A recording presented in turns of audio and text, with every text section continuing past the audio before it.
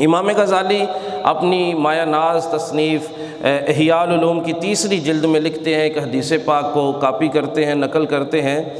وہ حدیث پاک کچھ اس طرح کہ نبی کریم صلی اللہ علیہ وسلم نے ارشاد فرمایا، صحابہ کی مجلس میں آپ تشریف فرما ہے، آپ نے ارشاد فرمایا یہ جو صحابی ابھی آئیں گے نا یہ جنتی ہیں، کسی نے جنتی کو دیکھنا ہو تو اس کو دیکھ لیں۔ تو صحابہ کہتے ہیں ایک صحابی انصاری صحابی آئے، وہ وضو کیا تھا، انہوں نے داڑھی سے پانی کے قطرے بھی ٹپک رہے تھے، بائیں ہاتھ میں انہوں نے اپنی چپل اٹھائی اور مسجد کے کونے پہ رکھ کے تو آ کر کے بیٹھ گئے، ہم نے ان کی زیارت کی۔ اسی طرح اتفاقاً دوسرے دن بھی یہی ہوا، حضور نے فرمایا ابھی جو شخص آئے گا یہ جنتی ہے، کسی نے جنتی کی زیارت کرنی ہو تو اس کو دیکھ لو۔ تو کہتے ہیں وہی انصاری صحابی جن کے بارے میں ایک دن پہلے ارشاد فرمایا تھا وہی تشریف لے آئے، اور وہی حلیہ ہے کہ داڑھی وضو کیا ہے اور پانی کے قطرے گر رہے ہیں، بائیں ہاتھ میں چپل اٹھائی ہوئی ہے، وہ چپل ایک کارنر میں ایک کونے میں رکھ کر کے بیٹھ گئے۔ پھر تیسرے دن اتفاقاً جو ہے حضور نے پھر یہی ارشاد فرمایا کہ اب جو شخص آئے گا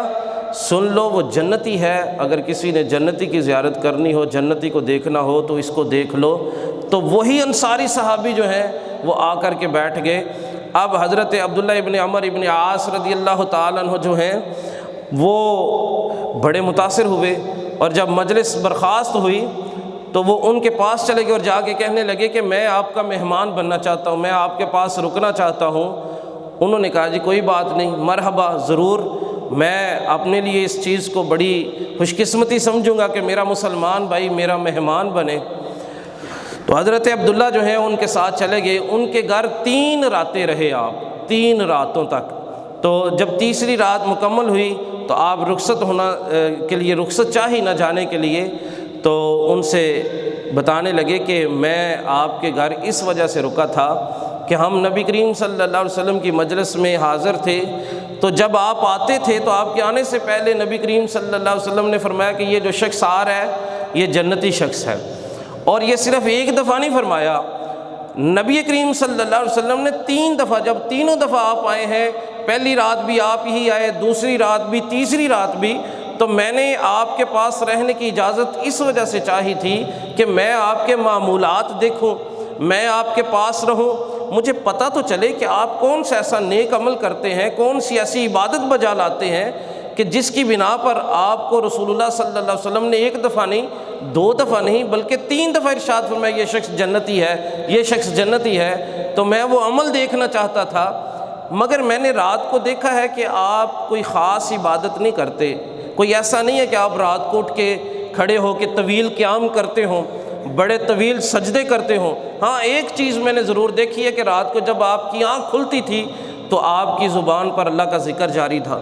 کبھی سبحان اللہ، کبھی الحمدللہ، کبھی اللہ اکبر کہتے، یہ صدائیں بلند ہوتی تھی۔ جب بھی آپ کروٹ بدلتے تھے تو آپ کی زبان سے اللہ کا ذکر جاری ہوتا تھا۔ اس کے علاوہ میں نے کوئی خاص جو ہے وہ عبادت نہیں دیکھی۔ تو اب جو جواب انہوں نے ارشاد فرمایا نا وہ ذرا قابل غور ہے، بات سننے والی ہے۔ وہ جواب کیا ہے؟ وہ جواب جو ہے وہ اسی بنیاد پر رسول اللہ صلی اللہ علیہ وسلم نے ان کے بارے میں یہ بشارت عطا فرمائی تھی کہ یہ جنتی ہے۔